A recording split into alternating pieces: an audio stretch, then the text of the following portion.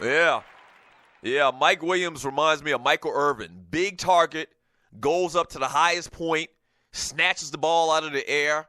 One of those guys that, what they call them, 50-50 balls. You can throw it and just throw it up, and he'll catch half of them, if you just throw it up in his area. Big target, physical. Man, there's no reason Mike Williams won't be a solid Pro Bowl type NFL wide receiver in the NFL for the next 10 years. So there you have it. My top 5 wide receivers coming in at number 5, Cooper Kupp from Eastern Washington. I also remember Cooper Kupp. He didn't have a big game in the national championship, Division I championship game, which, remember, Eastern Michigan or Eastern Washington played against Youngstown State.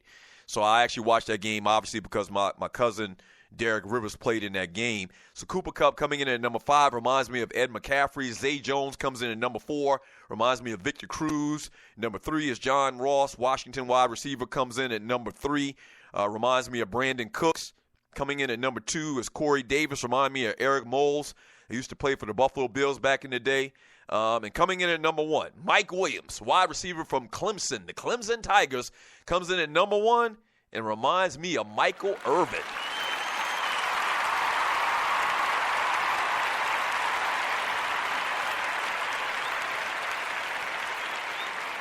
Here go a couple of honorable mentions. Honorable mention number 1, Juju Smith-Schuster, the wide receiver from the University of Southern California. Hadn't seen a lot of him, obviously, but he looks like one of those tactician-type receivers as well. Looks like a pro out there. I'm trying to think of a quick comparison to who he kind of reminds me of. Maybe Roddy White. Does all of the small things, runs great routes as well. Very good hands, strong, physical wide receiver. Maybe Roddy White. He kind of reminds me of Roddy White. Juju Schuster, D.D. Westbrook, another solid all-around type wide receiver out of Oklahoma. Artavis Scott, another wide receiver out of Clemson. They're talking about may go in second round, maybe even third round. And those are a couple honorable mentions as far as wide receivers for the NFL draft. Once again, starting next week, Thursday night. Can't wait.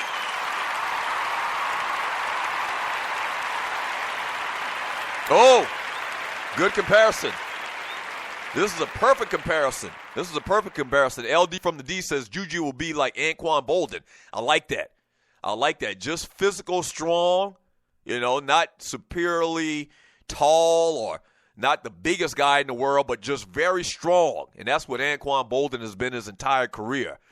So there it is. From What's Up Falcon says, breaking news, Facebook killer just killed himself.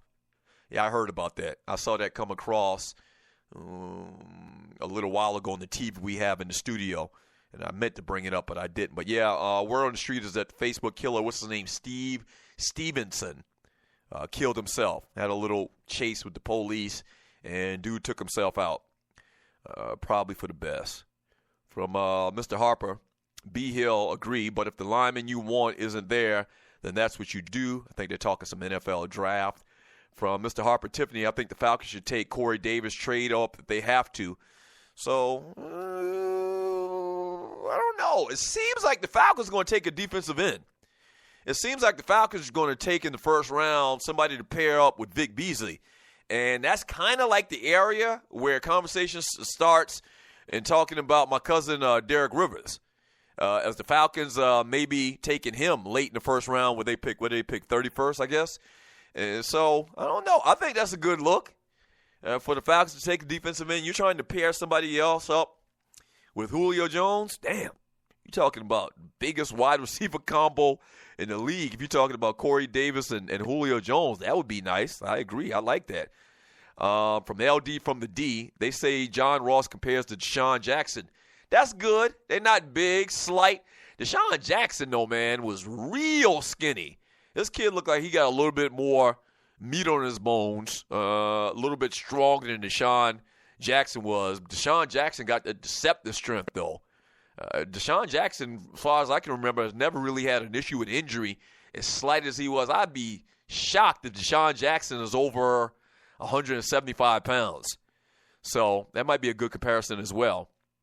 From Chico the Alpha, he says the F-boy that killed the elderly man just killed himself. Good for him. Yeah, I just mentioned that. From Sandman, I haven't seen this Cooper Kupp. Got to look him up. Yeah, look him up. Look him up. Mr. Harper, comparisons by color only. No!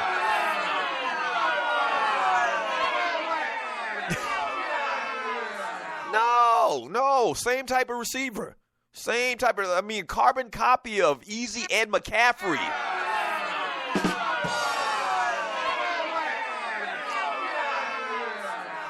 Just so happened that they're both Caucasians.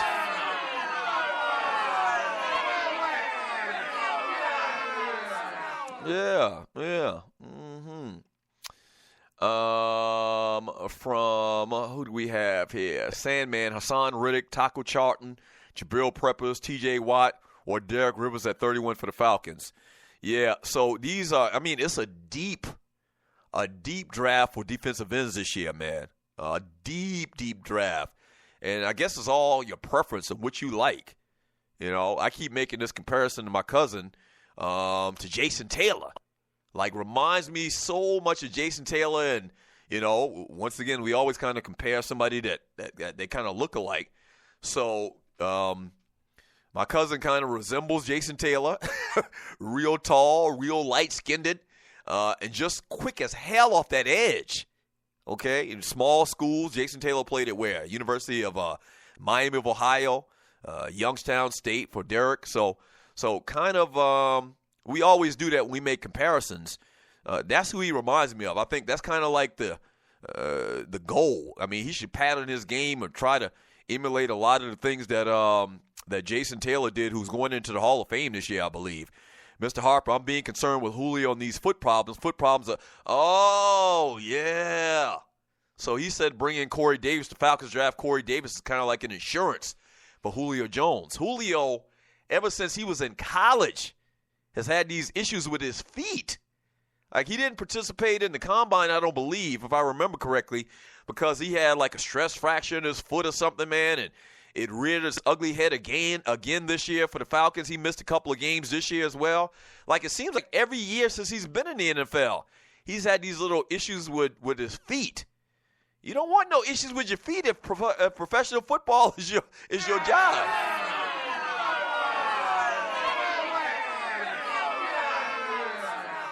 Yeah. From Tiffany Poole in Portland, a great wideout will be wasted on the Chiefs because Alex Smith can't throw deep accurately. And as long as we have left tackle Eric Fisher, number 72, who made the holding play on your final drive against Pittsburgh, we will continue not to make the big plays. We need Deshaun first and a decent wide receiver next. Hell, anyone is better than Jeremy Trash Macklin. Macklin's always had injury issues as well. Let me see, where does so Tiffany Poole in Portland is a Kansas City fan, even though she lives in Washington. I think maybe she's from Kansas City originally. So let me see the draft order, and you're listening to the Doug Stewart Show. Let me see the draft order where Kansas City drafts at. That might be a good look for Kansas City to take Deshaun Watson. Let me see the draft order. So draft order is... where's Kansas City fall at?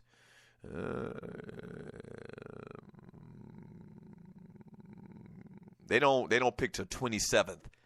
Now, hopefully, Deshaun Watson will be gone. Hopefully, Deshaun Watson will be gone for his money's sake. But number 27 with the Kansas City Chiefs with Andy Reid, that's a good look for Deshaun Watson.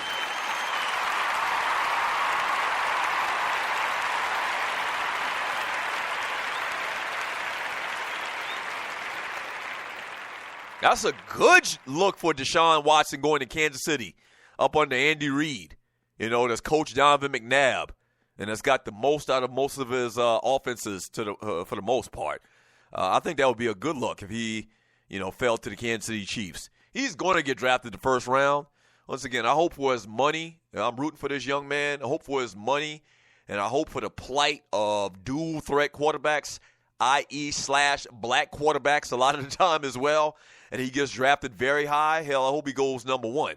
It's not going to happen, though, but for that matter, I hope he goes high. But if he were to go to Kansas City and be the heir apparent to Alex Smith, he probably could even take Alex Smith's job at the end of the ending part of his first year. I think that would be a great look.